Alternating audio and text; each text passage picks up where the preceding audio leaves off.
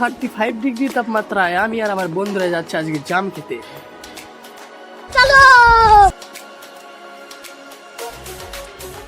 यार मैं इतना सुंदर क्यों हूँ?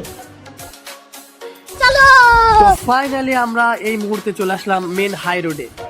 তো এত রোদ পড়ছিল, তো সবাইকে আমি টুপি পরে দিয়েছি, আমাকে কেউ টুপি পরাতে পারেনি। গাড়িটা আর একটুখানি ফাঁক ছিল একটা চুলের সমান, নাহলে এক্ষুনি আমাদের খিচুড়ি ভাতের ব্যবস্থা হয়ে যেত। এবং আমাদের সামনে দিয়ে বার হয়ে চলে গেল অ্যাম্বুলেন্স।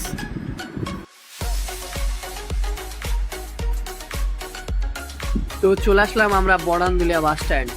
তো বরান্দুলিয়া বাস স্ট্যান্ড থেকে আমরা বাঁদিকে নামবো। তো বাঁদিকে নেমেই দেখি দাদুর টাক ঝিকমিকি ঝিকমিকি করছে। তো গাইস, দাদু যদি ভুল করে আমার ভিডিওটা দেখে তো আমাকে ধরে টাক করে দেবে। তো এইসব কথা ভাবতে ভাবতে আকাশের দিকে চোখটা গেল। তো আমি ভেবে নিলাম আমি কাশ্মীরে চলে এসেছি। গাইস, তোমরা শুধু ভিউটা দেখো।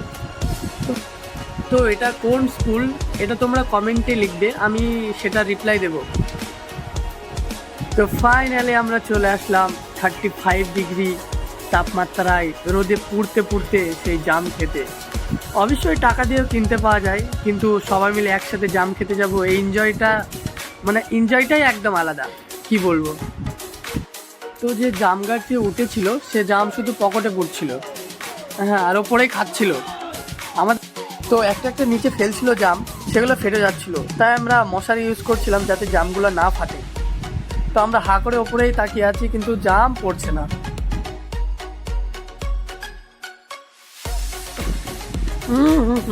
সেই স্বাদ, মধুর মতো মিষ্টি। তো এখানে আমাদের জাম পাড়া শেষ। তো ডাল শুদ্ধ জামগুলো সব পেরে নিয়ে চলে এসছে। তো প্রচণ্ড গরমে আমাদের মধ্যে চলে আসলো স্প্রাইট। আমরা স্প্রাইট খাবো এখন।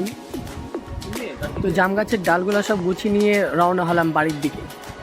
তো ব্যাগটা পার হয়ে দেখি রাস্তায় একটা বিয়ের গাড়ি দাঁড়িয়ে আছে।